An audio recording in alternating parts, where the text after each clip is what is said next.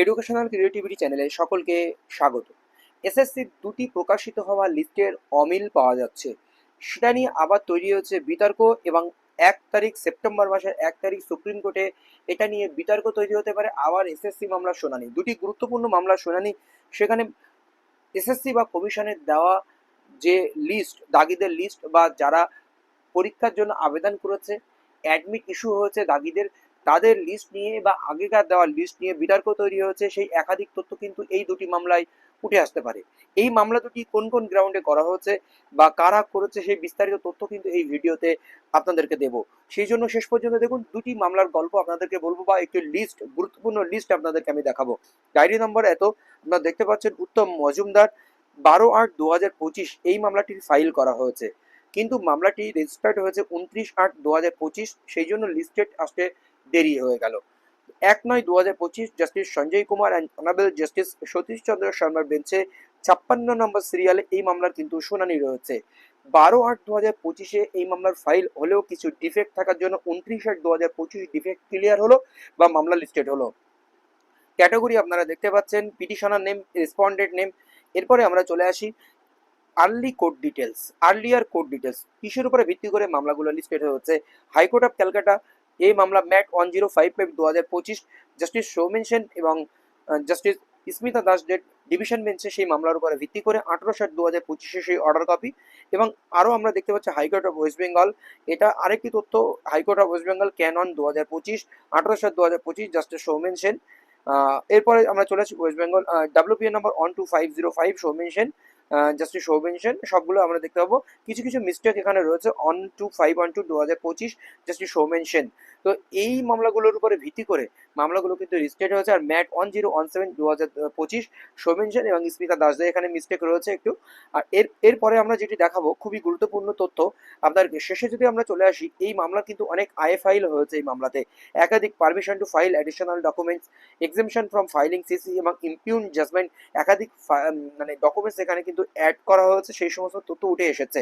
এছাড়াও সর্বশেষে যদি আমরা চলে আসি 29/8/2025 কিছু ডকুমেন্টস জমা দেওয়া হয়েছে। Permission to file application for ডাইরেকশনের জন্য কিছু ফাইল জমা দেওয়া হয়েছে। Permission to file addition documents, facts and annexure, কিছু ডকুমেন্টস অ্যাডিশনাল ডকুমেন্টস 29/8/2025 দেওয়া হয়েছে।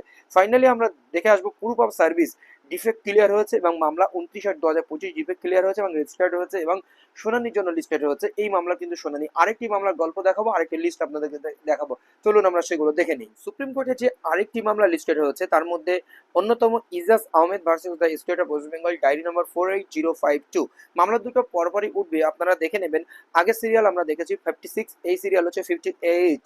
মামলাটি 25/8/2025 ফাইলিং হয়েছে এবং লিস্টেড হয়েছে 28/8/2025 রেজিস্টার্ড হয়েছে। আর 1/9/2025 লিস্টেড হয়ে গেল। 1/9/2025 এই মামলার শুনানি। ইজাজ আহমেদ আর ফিরদৌসি খাতুন, রুবামপাতি মাখাল এবং Bahauddin the state of West Bengal respondent রয়েছে। আদিত্য সামাদ্দার পিটিশনার অ্যাডভোকেট রয়েছে।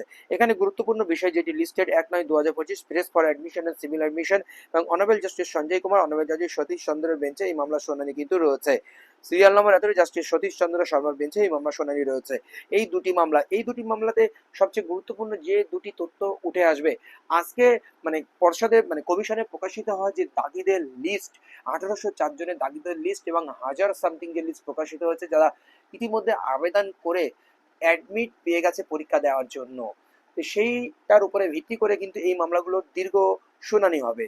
তো এইবার আপনাদের একটি লিস্ট দেখাই, খুবই গুরুত্বপূর্ণ লিস্ট। সেই লিস্টের সঙ্গে যে মিসম্যাচ এসেছে সেটাই আপনাদেরকে আমি দেখাবো। দ্য ওয়েস্ট বেঙ্গল সেল্টাস school service commission in compliance with the direction of the honourable supreme court of India date 25/7/2023 diary number and diary number the details of 907 candidates in connection with first state level selection test for the post of assistant teacher except heal and decision for class 9-10 2016 has been uplist 11-12 uplist in the website West Bengal Central School Service Commission। এই যে নামগুলো 907 জন, এই 7 জনের তাদের SSC চাকরি বাতিল বা supreme কোর্টের সিবিআই তদন্তের পর তাদের এই নিয়ে একটি সন্দেহ তৈরি হয়েছিল। বলা হচ্ছে যে এই লিস্টের সঙ্গে এই যে গতকাল প্রকাশিত হওয়া লিস্টের কোনো মিল খুঁজে পাচ্ছে না ক্যান্ডিডেটরা, কিছু জনের মিল, সবাই কিন্তু নয়।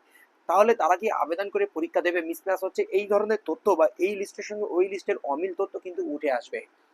এটাও দেখা যাচ্ছে 183 জনের নিয়ে একটি সমস্যা তৈরি হচ্ছে। সেই সমস্ত তথ্য কিন্তু উঠে আসবে। আরেকটি অভিযোগ এখানে উঠে আসতে পারে, পশ্চাৎ যারা গ্রুপ সি এবং গ্রুপ ডি ক্যান্ডিডেট তাদের টিচিং প্রফেশনের জন্য যদি যোগ্যতা থাকে আবেদন করিয়ে, বা যাদের টিচিং প্রফেশন রয়েছে তারা মানে যাদের টেন্টেড ক্যান্ডিডেট তাদেরকে গ্রুপ সি তে আবেদন করিয়ে কিন্তু তাদেরকে পরীক্ষায় বসতে হতে পারে, এমনটা বিষয় কিন্তু উঠে আসতে পারে, কারণ এখনো আবেদনের ডেট কিন্তু রয়েছে। আর পশ্চাৎ চালাকিভাবে কি 2 তারিখের আগে এই লিস্টগুলো প্রকাশিত করলো যাতে তারা মানে এদার ওদার করতে পারে, এরকম একটি বিষয় উঠে আসছে। আর সমগ্র প্রমাণ কিন্তু সমস্ত আনটেন্টেড টিচারদের পক্ষ থেকে তুলে ধরা হতে পারে, বা সুপ্রিম কোর্টে বা যোগ্য প্রার্থী বা যারা ফ্রেশ ক্যান্ডিডেটের যে অ্যাসোসিয়েশনটা রয়েছে তাদের পক্ষ থেকে এই ধরনের তথ্য কিন্তু তুলে ধরা হতে পারে বলে জানা যাচ্ছে সূত্র মারফত, বা এই সমস্ত তথ্য কিন্তু আমরা বিভিন্ন জায়গা থেকে পেয়েছি। আপনারা দেখেছেন যে গতকালকের 2টি পিডিএফ চারিদিকে ঘোরাঘুরি করেছে বা ওয়েবসাইটে আপলোড হয়েছে, সেই 2টি পিডিএফ আপনাদেরকে আর শো করছি না, কিন্তু এই পিডিএফ এর সঙ্গে ওই পিডিএফ এর অনেক কিছু কিন্তু মিসম্যাচ দেখা যাচ্ছে। এই পিডিএফ এর যাদের নাম রয়েছে অনেক কিছু দেখা যাচ্ছে না। দেখা যাক আবার জল গলা হবে, জানি রাজ্য সরকার ঘোটলা পাকাবে, এমনটাই তথ্য কিন্তু চারিদিকে ছড়িয়েছিল মিডিয়াতে বা বিভিন্ন সোশ্যাল মানে ইউটিউবে আমরা দেখেছিলাম। তো তেমনই তথ্য কিন্তু আনটেন্টেড ক্যান্ডিডেটরা খুঁজে বার করতে শুরু করেছে। এই দাগিদের নিয়ে কিছু চ্যালেঞ্জ কিন্তু সুপ্রিম কোর্টে এই নেক্সট দিন 1/9/2025 হতে চলেছে। অবশ্যই লাইভ শেয়ার করা হবে, আর কি হচ্ছে রানিং আপডেট অবশ্যই আপনারা পাবেন। ধন্যবাদ।